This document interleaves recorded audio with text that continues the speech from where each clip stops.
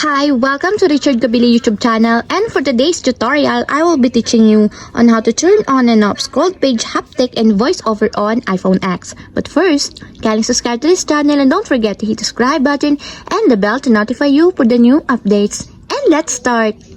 Using your iPhone X from your home screen first, go to Settings. Then in the settings, scroll down and find the accessibility, then tap. Then in the accessibility, go to vision section and then tap the voiceover. Then after that, in the voiceover, scroll down again and then tap the audio. Then in the audio, tap the sounds and haptics.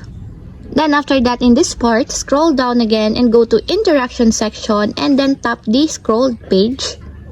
Then in the scroll page, find the haptic, and as you will see, there's a switch button located on the side. Then all you have to do is just tap it to enable until it becomes green.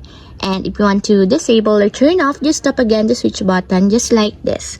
And that's it, we have successfully turned on and off scroll page haptic and voiceover on iPhone X. If you have a question, can you comment down below, and don't forget to hit the subscribe button and the bell to notify you for the new updates. And thank you for watching!